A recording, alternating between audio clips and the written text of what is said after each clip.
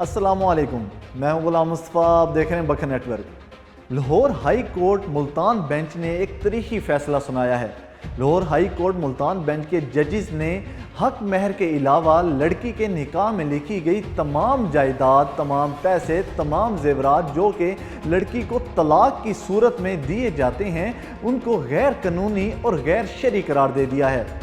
अगर हम अपने मुआशरे को देखें तो हमारे मुआशरे में जो शादियां होती हैं उनमें एक तरफ लड़की वालों पर यह बोझ होता है कि उन्होंने जहेज़ देना होता है, उन पर जहेज़ का काफ़ी सारा बर्डन होता है, और दूसरी तरफ लड़के वालों पर यह बर्डन होता है कि उन्होंने निकाह नामे के अंदर कोई ह्यूज अमाउंट लिखवानी होती है, या कोई ज़्यादा मिकदार में सोना लिखवाना होता है, या फिर उन्होंने कोई ऐसी प्रॉपर्टी लिखवानी होती है जो कि लड़की को इंश्योरेंस दे सके, लड़की को सिक्योरिटी दे सके अगर लड़का किसी भी सतह पर आकर, किसी भी नहज पर आकर वो लड़की को तलाक देता है।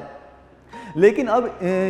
जो लाहौर हाई कोर्ट है उसकी तरफ जो फैसला आया है, उसके बाद किसी भी प्रॉपर्टी को, किसी भी जेवर को, किसी भी अमाउंट को जो कि लड़की को तलाक की सूरत में दी जाती है, उसे गैर कानूनी करार दे दिया गया है। हमारी रोज़मर्रा ज़िंदगी में भी ऐसे केसेस सामने आते हैं जिसमें लड़की वाले तलाक का मुतालबा करते हैं, वो खुला दायर नहीं करते, क्योंकि खुला की सूरत में वो प्रॉपर्टी, वो जेवर या वो जो अमाउंट है वो उन्हें नहीं मिल सकती। लेकिन अगर वो घर में ऐसा माहौल क्रिएट कर देते हैं, ऐसी सिचुएशन क्रिएट कर देते हैं, झगड़ा किया जाता है, लोग जो लड़के वाले हैं उनके घर वालों का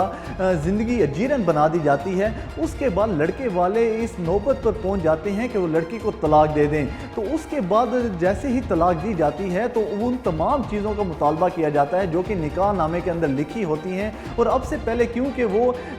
कानूनी करार दी गई थी और उनको डिमांड की जाती थी, अदालत के थ्रू भी उनसे डिमांड की जाती थी कि चूँकि आपने ये निकाह नामे के अंदर लिखा है तो आप बाउंड हैं कि आपने ये चीज़ें लड़की को फराहम करनी हैं। लेकिन अब ये फैसला आने के बाद एक तरफ तो लड़के वालों को रिलीफ मिलेगा कि कोई भी चीज़ ऐसी जो वो निकाह नामे में एक तो अब लिखवाई नहीं जाएगी, और अगर लिखवाई भी जाएगी तो वो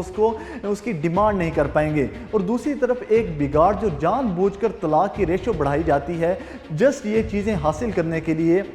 ये ह्यूज अमाउंट हासिल करने के लिए, ये जेवर हासिल करने के लिए तलाक की डिमांड कर दी जाती है, या मुआशरे में एक बिगाड़ पैदा किया जाता है, लोगों का जीना हराम कर दिया जाता है, उससे भी निजात मिल सकेगी और लड़कियां और जो एक घराना है वो बच सकेगा। तो इससे ये होगा कि अब अगर कोई भी ऐसी डिमांड की जाती है तो एक तो वो गैर शरई करार दे दी गई है, गैर कानूनी करार दे दी गई है, तो अब एक तरफ तो ये निकाह नामे में लिखी ही नहीं जाएंगी, और अगर लिखी भी जाएंगी तो इसकी डिमांड नहीं की जा सकेगी लड़की वालों की तरफ से। एक ही चीज़ कानूनी करार दी गई है जो कि इस्लाम के मुताबिक भी लड़की का हक होता है, वो होता है उसका हक महर। उसके अलावा कोई भी चीज़ अगर लड़की के निकाह में लिखी जाएगी तो वो उसकी डिमांड नहीं कर सकती तलाक की सूरत में, क्योंकि अब वो गैर कानूनी करार दी जा चुकी है।